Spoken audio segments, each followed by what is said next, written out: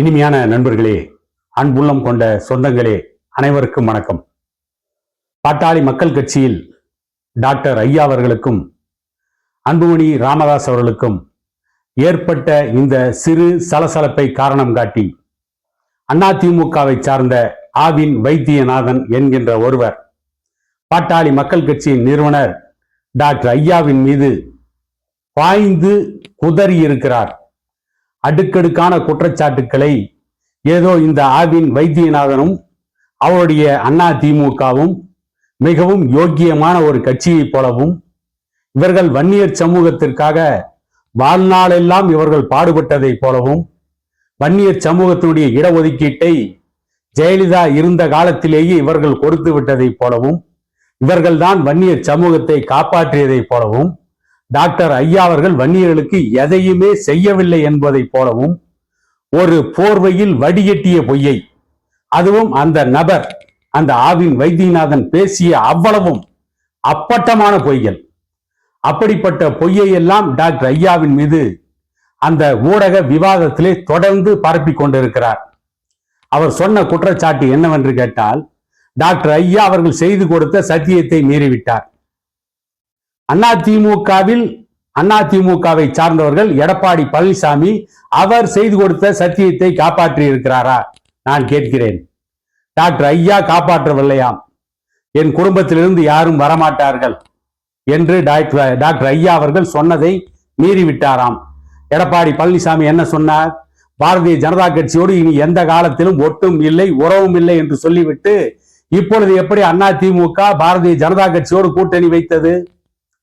அடைந்தால் திராவிட நாடு, இல்லையே சுடுகாடு என்று சொல்லியவர்கள் அந்த திராவிட நாடு கோரிக்கையை கைவிட்டு விட்டு எப்படி ஆட்சிக்கு வந்தது திமுக? அந்த திமுகவில் தான் ஏற்கனவே அதிமுகவும் இருந்தது. அதை பற்றி ஏன் இவர்கள் பேசுவதில்லை?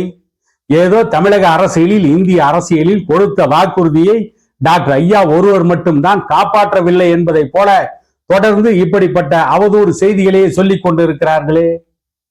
டாக்டர் ஐயா அவர்கள் 10,000 கோடி 20,000 கோடி சொத்து சேர்த்து விட்டாராம். திமுக சேர்க்கவில்லையா? ஏன் இந்த ஆவின் வைத்தியநாதன் சின்னம்மா சின்னம்மா என்று சொல்லிக் கொண்டிருக்கிறாரே, சசிகலா சேர்க்கவில்லையா? சசிகலாவின் குடும்பத்தை சார்ந்தவர்கள் பல ஆயிரக்கணக்கான கோடிகளை சேர்க்கவில்லையா? இன்றைக்கும் அந்த கோடிகள் அவர்களிடம் இருப்பது இவர்களுக்கு தெரியாதா? எத்தனை முறை அமலாக்கத்துறை ரைடு சசிகலாவின் குடும்பத்தை சார்ந்தவர்கள் மீதும், இன்றைய எதிர்கட்சி தலைவர் எடப்பாடி பழனிசாமி அவர்களுக்கு நெருக்கமானவர்கள் வீடுகளிலும் அலுவலகங்களிலும் எத்தனை முறை அமலாக்கத்துறை சோதனை நடைபெற்றது? மீண்டும் அந்த சோதனை நடைபெற்றுவிடக் கூடாது என்பதற்கு எடப்பாடி பழனிசாமி அதிமுக பாரதிய ஜனதா கட்சியோடு கூட்டணி வைத்தது என்பது இவருக்கு தெரியாதா? அவர்கள் பக்கம் 1000 குற்றச்சாட்டுகள் இருக்கிறது, அவர்கள் பக்கம் 1000 பிரச்சனைகள் இருக்கிறது. அதிமுக 7ஆக 8ஆக சிதறுண்டு கிடக்கிறது. அதிமுக உடைந்து நொறுங்கி இருக்கிறது. அதிமுகவே இன்றைக்கு ஒற்றுமையாக இல்லை. ஓ பன்னீர்செல்வம் ஒரு புறம், டிடிவி தினகரன் ஒரு புறம், சசிகலா ஒரு புறம், எடப்பாடி பழனிசாமி ஒரு புறம். எடப்பாடி பழனிசாமியுடைய அணியிலேயே தங்கமணி ஒரு புறம், வேலுமணி ஒரு புறம். செங்கோட்டையன் எடப்பாடி பழனிசாமியை ஒட்டுமொத்தமாக நிராகரித்து விட்டார். அதிமுகவில் இவ்வளவு உட்கட்சி பிரச்சனைகள் இருக்கின்ற பொழுது அதை பற்றி தீர்க்க வழி இல்லாமல், அதை பற்றி பேசுவதற்கு வழி இல்லாமல், பாட்டாளி மக்கள் கட்சியில் தந்தைக்கும் மகனுக்கும் ஏற்பட்ட சிறு சலசலப்பை ஊதி ஊதி பெரிதாக்குவதன் மூலம் இவர்கள் அவர்களை யோக்கியனாக்க முயற்சி செய்து கொண்டிருக்கிறார்கள். அதிமுக ஆட்சியில் ஆவின் நிறுவனத்தில் எவ்வளவு முறைகேடுகள் நடந்தது என்பதை பற்றியெல்லாம் ஏற்கனவே பல செய்திகள் வெளிவந்திருக்கிறது. அவற்றையெல்லாம் இவர்கள் மறைப்பதற்காக பாட்டாளி மக்கள் கட்சியின் மீது பழி போட்டுக் கொண்டிருக்கிறார்கள். இன்னொரு மிகப்பெரிய பழி என்ன தெரியுமா? தருமபுரி நாடாளுமன்ற தொகுதியில் சௌமியா அன்புமணி வெற்றி பெற்றிருப்பார். அவரை டாக்டர் ஐயா தான் தோற்கடித்தார். அதுவும் எப்படி தோற்கடித்தார் என்று சொன்னால், விடுதலை சிறுத்தைகள் கட்சியின் தலைவர் திருமாவளவன் அவர்களை தூண்டிவிட்டு அவர் மூலம் டாக்டர் ஐயா சௌமியா அன்புமணி அவர்களை தோற்கடித்தார் என்று இல்லாத ஒரு புது கதையை, ஒரு புது கரடியை இந்த ஆவின் வைத்தியநாதன் இன்றைக்கு மக்கள் மத்தியிலே பரப்பிக் கொண்டிருக்கிறார். உண்மையிலேயே தருமபுரி நாடாளுமன்ற தேர்தலில் சௌமியா அன்புமணி அவர்கள் தருமபுரியில் போட்டியிட்ட பொழுது அந்த தேர்தலில் அவர் தோல்விக்கு காரணமாக அமைந்தது என்ன என்ற உண்மையை இன்று வரை யாரும் வெளியிடாமல் இருக்கிறார்கள். சௌமியா அன்புமணி தோற்பதற்கு மிக முக்கிய காரணமே இந்த ஆவின் வைத்தியநாதன் அங்கம் வகிக்கின்ற அதிமுக தான். ஏனென்றால் அதிமுகவை சார்ந்தவர்கள் அதிமுகவிற்கு மட்டுமே ஓட்டு போட்டிருந்தால் நிச்சயமாக அந்த தொகுதியில் சௌமியா அன்புமணி அவர்கள் வெற்றி பெற்றிருப்பார்கள். அவர் தோல்விக்கு முக்கிய காரணமே அதிமுக தான். அதிமுகவை சார்ந்தவர்கள் 70,000 ஓட்டுக்களை திமுகவிற்கு போட்டார்கள். அந்த இடத்தில் அதிமுக மறைமுகமாக திமுகவுடன் கூட்டணி வைத்தது. அதிமுக திமுகவுடன் மறைமுக கூட்டணி வைத்து அதிமுக வெற்றி பெற முடியாது. சௌமியா அன்புமணி அவர்களுக்கு வெற்றி வாய்ப்பு நிறைய இருக்கிறது. சௌமியா அன்புமணியை வெற்றி பெற விடக்கூடாது, அவர் வெற்றி பெற்று விடக்கூடாது என்பதில் திமுக அதிமுக ஆகிய இரண்டு கட்சிகளும் உறுதியாக இருந்து அதிமுகவை சார்ந்தவர்கள் அதிமுகவிற்கு போட வேண்டிய ஓட்டை திமுகவிற்கு மறைமாற்றம் செய்து திமுகவை வெற்றி பெற வைத்து அதிமுகவும் தோற்றது. சௌமியா அன்புமணியுடைய தோல்விற்கு மிக பெரும் காரணமாக அதிமுக தான் இருந்தது. அதை மறைப்பதற்காக டாக்டர் ஐயா அவர்கள் திருமாவளவனிடம் சொல்லி சௌமியா அன்புமணியை தோற்கடித்தார் என்று ஒரு மோசமான பொய்யை, இப்படிப்பட்ட அபாண்டமான பொய்யை வேறு யாரும் ஊடகத்தில் பரப்ப முடியாது. பொய் பேசும் கலையில் இன்றைக்கு போட்டி வைத்தால் இந்த ஆவின் வைத்தியநாதன் இந்திய அளவில் முதல் பரிசை வெல்வார். அந்த அளவிற்கு ஒரு பொய்யை பேசிக் கொண்டிருக்கிறார். இவர்கள் கட்சியிலே இருக்கின்ற 1008 பிரச்சனைகளை மறைப்பதற்கு பாட்டாளி மக்கள் கட்சியின் மீது இவர் பாய வேண்டிய அவசியம் என்ன? இன்னொன்று சொல்கிறார், டாக்டர் ஐயா அவர்கள் வன்னியர்களுக்காக என்ன செய்தார்? அவர் வன்னியர்களுக்காக எதையும் செய்யவில்லை. வன்னியர்களை வைத்து டாக்டர் ஐயா அவர்கள் மட்டுமே வளமாக வாழ்ந்து விட்டார், அவர்கள் மட்டுமே வசதியோடு இருக்கிறார் என்றெல்லாம் சொல்லிக் கொண்டிருக்கிறார்கள். சரி, அதிமுக வன்னியர்களுக்கு என்ன செய்தது? எம்ஜிஆர் வன்னியர்களுக்கான இடஒதுக்கீட்டை கொடுக்க வேண்டும் என்று நினைத்த பொழுது அவர் எதிர்பாராத விதமாக மறைந்து விட்டார். அதற்கு பிறகு ஜெயலலிதா காலத்தில் அதிமுக வன்னியர்களுக்காக ஒரு துரும்பை கூட கிள்ளி போடவில்லை. அப்பொழுதெல்லாம் இந்த ஆவின் வைத்தியநாதன் போன்றவர்களெல்லாம் வன்னியர்களுக்காக எந்த இடத்திலாவது பேசி இருப்பார்களா? இன்றைக்கு டாக்டர் ஐயாவின் மீது குற்றச்சாட்டுக்களை வைக்கிறார்களே, டாக்டர் ஐயா இல்லை என்றால் வன்னியர் உள்ளிட்ட 118 ஜாதிகளுக்கு இன்றைக்கு இடஒதுக்கீடு கிடையாது. அதை டாக்டர் ஐயா சாதித்தார். அருந்ததியர்களுக்கு இடஒதுக்கீடு கிடையாது, இஸ்லாமியர்களுக்கு இடஒதுக்கீடு கிடையாது, அகில இந்திய அளவில் இதர பிற்படுத்தப்பட்டோருக்கு கல்வியிலே 27% இடஒதுக்கீடு கிடையாது. இவ்வளவு சாதனைகள் செய்த ஒரு தலைவரை பார்த்து வன்னியர்களுக்கு என்ன செய்தார் என்று கேட்கிறார்கள் என்று சொன்னால் இவர்கள் ஒன்று நிர்மூடர்களாக இருக்க வேண்டும், அல்லது பைத்தியக்காரர்களாக இருக்க வேண்டும், அல்லது இவர்களுக்கு முற்றிலும் புத்தி பேதலித்தவர்களாக இருக்க வேண்டும் என்பதை தவிர வேறு என்னவாக இருக்கும்?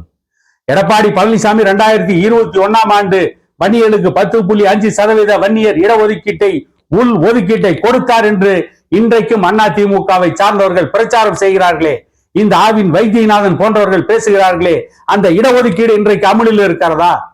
அந்த இடஒதுக்கீட்டை உச்சநீதிமன்றம் ரத்து செய்ததற்கு பிறகு இன்று வரை எங்காவது அதிமுகவை சார்ந்தவர்கள் வன்னியர்களுடைய உள் ஒதுக்கீட்டுக்கு ஆதரவாக குறைந்தபட்சம் பேசி இருக்கிறார்களா?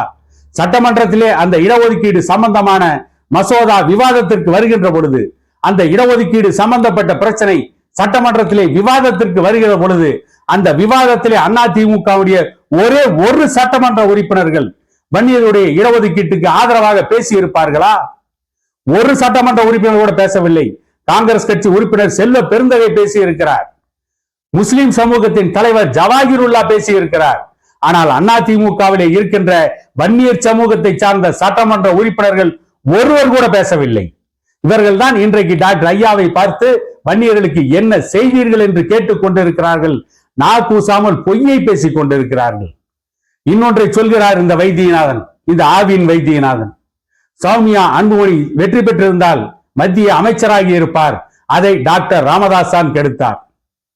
எவ்வளவு அபாண்டமான குற்றச்சாட்டை டாக்டர் ஐயாவின் மீது வைக்கிறார்.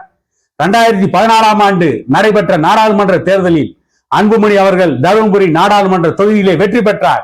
அன்றைக்கு பாரதிய ஜனதா கட்சி, மதிமுக, தேமுதிக, பாட்டாளி மக்கள் கட்சி உள்ளிட்ட கட்சிகள் 3வது அணியை அமைத்து போட்டியிட்ட பொழுது அன்றைக்கு ஜெயலலிதா மோடியா லேடியா என்று சவால் விட்டவர். அன்றைக்கு அந்த கூட்டணியில் வெற்றி பெற்றவர்கள் 2 பேர். ஒருவர் அன்புமணி ராமதாஸ் தருமபுரி தொகுதியில், இன்னொருவர் பாரதிய ஜனதா கட்சியை சார்ந்த பொன் ராதாகிருஷ்ணன். பொன் ராதாகிருஷ்ணனுக்கு மத்திய இணையமைச்சர் பொறுப்பு கொடுத்தார்கள். அதுவரை பாரதிய ஜனதா கட்சிக்கு எதிராக பேசிக் கொண்டிருந்த ஜெயலலிதா கட்சியை சார்ந்த தம்பிதுரையை நரேந்திர மோடி வெற்றி பெற்றவுடன் துணை சபாநாயகராக பதவி கொடுத்தார், பொறுப்பு கொடுத்தார். ஆனால் பாரதிய ஜனதா கட்சியில் போட்டியிட்டு வெற்றி பெற்ற அன்புமணி ராமதாஸ் அவர்களுக்கு இன்று வரை எந்த அமைச்சர் பொறுப்பையும் பாரதிய ஜனதா கட்சி கொடுக்காமல் ஏமாற்றியது என்பதுதான் இன்றைக்கு நிதர்சனமான உண்மை. இவர் சொல்கிறாரே, சௌமியா அன்புமணி வெற்றி பெற்றிருந்தால் அவர் மத்திய அமைச்சராகி இருப்பார் என்று சொன்னார்களே. நான் கேட்கிறேன், கடந்த 6 ஆண்டுகள் அன்புமணி அவர்கள் நாடாளுமன்ற மாநிலங்களவை உறுப்பினராகத்தான் பொறுப்பு வகித்தார். பாரதிய ஜனதா கட்சி நினைத்திருந்தால் அப்பொழுதே அவருக்கு மத்திய அமைச்சர் பதவி கொடுத்திருக்கலாம். ஆனால் கொடுக்காமல் தொடர்ந்து காலங்காலமாக ஒரு 12 ஆண்டுகளுக்கு மேலாக பாரதிய ஜனதா கட்சி அன்புமணி ராமதாஸ் அவர்களையும் பாட்டாளி மக்கள் கட்சியும் ஏமாற்றி கொண்டுதான் வந்திருக்கிறது. அந்த உண்மையை மறைத்துவிட்டு சௌமியா அன்புமணி வெற்றி பெற்றிருந்தால் பாரதிய ஜனதா கட்சி மத்திய அமைச்சர் பதவி கொடுத்திருக்கும் என்று சொல்வதெல்லாம் பொய்யான பிரச்சாரம், மக்களை ஏமாற்றுகின்ற வேலை. ஏற்கனவே மாநிலங்களவை உறுப்பினராக இருந்த அன்புமணி ராமதாஸ் அவர்களுக்கு அவர் மத்திய சுகாதாரத்துறை அமைச்சராக இருந்த பொழுது அவர் செய்த சாதனைகளை பாரதிய ஜனதா கட்சி நினைத்து பார்த்திருக்குமானால் அன்புமணியுடைய திறமை மீது பாரதிய ஜனதா கட்சி நம்பிக்கை வைத்து அவரை எப்பொழுதோ மத்திய அமைச்சராகி இருக்கலாம். அவரை மத்திய அமைச்சராக, சுகாதாரத்துறை அமைச்சராக ஒரு அற்புதமான பொறுப்பை கொடுத்து இன்னும் இந்த இந்திய மக்களுக்காக நிறைய நல திட்டங்களை கொண்டு வந்திருக்கலாம். ஆனால் அதை செய்ய பாரதிய ஜனதா கட்சிக்கு, அந்த ஆட்சிக்கு விருப்பமில்லை. அதை அவர்கள் செய்யாமல் ஏமாற்றி கொண்டுதான் வந்தார்கள். ஆனால் இன்றைக்கு அவர்கள் கொடுத்திருப்பார்கள், இவர்கள் கொடுத்திருப்பார்கள் என்று சொல்வதெல்லாம் பாட்டாளி மக்கள் கட்சி தொண்டர்களையும் வன்னியர் சமூகத்து இளைஞர்களையும் ஏமாற்றுவதற்காக நடத்தப்படுகின்ற பொய் பிரச்சாரம் அல்லாமல் வேறு என்னவாக இருக்கும்? அந்த பொய் பிரச்சாரத்தை செய்ய வேண்டும் என்பதற்காகத்தான் அதிமுகவிலே 1008 உட்கட்சி பூசல்கள் இருக்கிறது. அவர்களுக்குள்ளேயே மிகப்பெரிய பிரச்சனை இருக்கிறது. அதிமுகவை சார்ந்தவர்கள் திரையுலகத்தை சார்ந்தவர்களுக்கு போதைப் பொருட்களை விற்பனை செய்தார்கள் என்ற குற்றச்சாட்டுகள் இருக்கிறது.